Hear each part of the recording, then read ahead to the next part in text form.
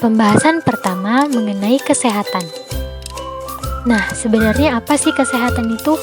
Menurut Undang-Undang RI Nomor 23 Tahun 1992 tentang kesehatan adalah keadaan sejahtera dari badan, jiwa, dan sosial yang memungkinkan setiap orang hidup secara produktif, secara sosial, dan ekonomi.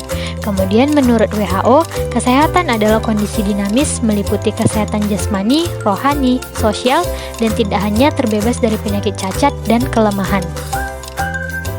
Seseorang dikatakan sehat secara fisik ketika orang tersebut tidak memiliki gangguan apapun secara klinis, di mana fungsi organ di dalam tubuhnya berfungsi secara baik dan dia memang tidak sakit. Kemudian, sehat secara mental atau psikis adalah sehatnya pikiran, emosional, maupun spiritual dari orang tersebut. Selanjutnya, ada 4 faktor yang mempengaruhi kesehatan. Yang pertama adalah faktor perilaku. Kebanyakan penyakit yang menyerang manusia disebabkan oleh perilaku manusia itu sendiri yang tidak bertanggung jawab pada tubuh sendiri. Beberapa perilaku yang mempengaruhi kesehatan antara lain pola makan yang sehat, istirahat yang cukup, dan olahraga teratur. Selanjutnya ada faktor lingkungan.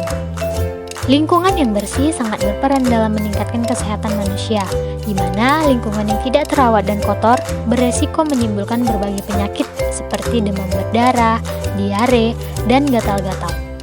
Selanjutnya ada faktor pelayanan kesehatan, di mana ketersediaan fasilitas pelayanan kesehatan yang baik akan mempercepat kesehatan masyarakat. Fasilitas pelayanan kesehatan yang baik meliputi mutu pelayanan yang baik, ketersediaan tenaga kesehatan yang berkompetensi, akses yang mudah, serta mencapai ke pelosok.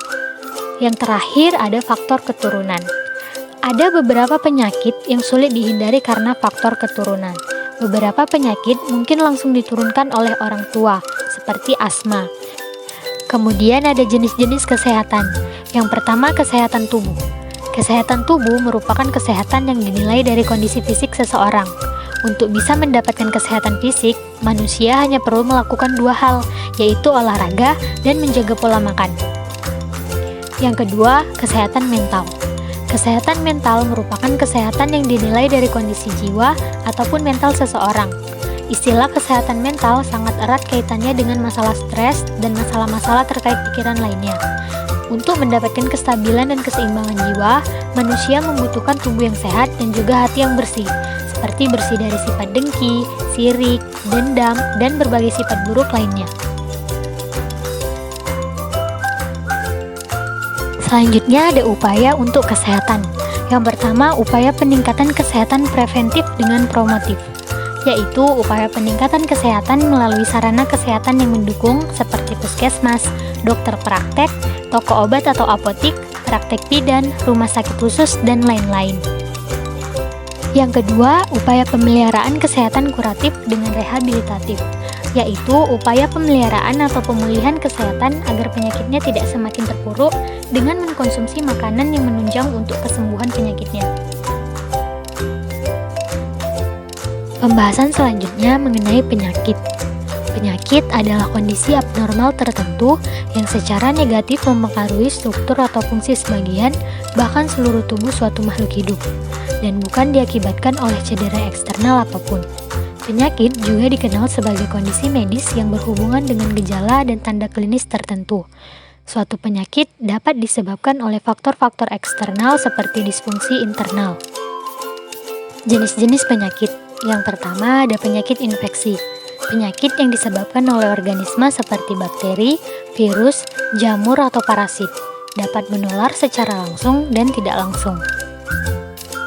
Kemudian penyakit infeksi terdiri dari 2 macam, yaitu pertama ada penyakit menular. Penyakit ini digolongkan menjadi 2 jenis, yaitu penyakit yang dapat dicegah seperti difteri dan penyakit yang tidak dapat dilakukan pencegahan seperti imunisasi. Kemudian ada penyakit tidak menular seperti jerawatan, bisul, dan lain-lain. Jenis penyakit yang kedua adalah penyakit non-infeksi, yaitu penyakit yang disebabkan oleh degeneratif atau penyakit yang timbul karena menurunnya fungsi alat tubuh. Beberapa contoh penyakit non-infeksi yang diantara lain kanker, jantung, hipertensi, diabetes, dan lain-lain. Lalu, faktor-faktor penyebab penyakit. Yang pertama ada faktor pejamu atau host. Adalah semua faktor yang terdapat pada diri manusia yang dapat mempengaruhi terjadinya penyakit serta perjalanan suatu penyakit, yang dibagi atas dua, yaitu faktor biologis atau usia, jenis kelamin, status gizi, daya tahan tubuh, keturunan, dan ras. Kemudian faktor perilaku atau status perkawinan, pekerjaan, dan kebiasaan hidup. Yang kedua, agens. Adalah suatu substansi atau elemen tertentu yang kehadiran atau tidaknya dapat menimbulkan dan mempengaruhi perjalanan penyakit. Faktor ini meliputi golongan nutrien yaitu protein, karbohidrat, vitamin, mineral, dan air, golongan kimia, zat kimia, logam berat, gas beracun, debu, dan lain-lain, golongan fisik, suhu, suara, kelembapan udara, tekanan udara, radiasi, dan lain-lain, golongan biologi, bakteri, virus, jamur, protozoa, dan lain-lain. Yang ketiga, lingkungan. Lingkungan adalah agregat dari seluruh kondisi dan pengaruh luar yang mempengaruhi kehidupan dan perkembangan suatu organisme. Lingkungan tersebut dibedakan atas tiga. Yang pertama ada lingkungan fisik, yaitu lingkungan yang berupa konsumen benda mati. Kemudian lingkungan biologis, yaitu menyangkut benda hidup yang meliputi tanaman. Kemudian ada lingkungan sosial, yaitu faktor eksternal yang berhubungan dengan kebudayaan. Pencegahan penyakit. Pencegahan penyakit bertujuan untuk mengenali, menemukan, dan menunda segala kemungkinan penyakit yang mungkin muncul atau diderita. Pencegahan penyakit dibagi menjadi 3 jenis. Yang pertama ada pencegahan primer.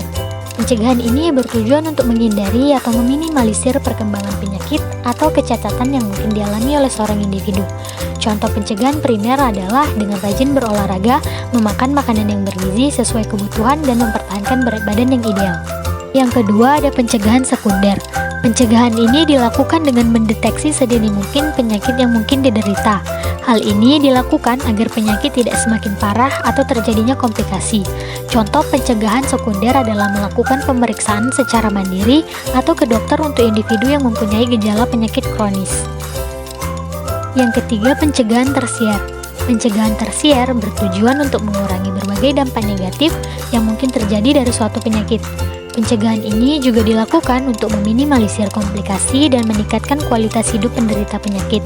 Contoh pencegahan tersier adalah rajin mengkonsumsi obat yang diberikan dokter, selalu jaga kesehatan dengan rutin berolahraga, serta mengkonsumsi buah dan sayur.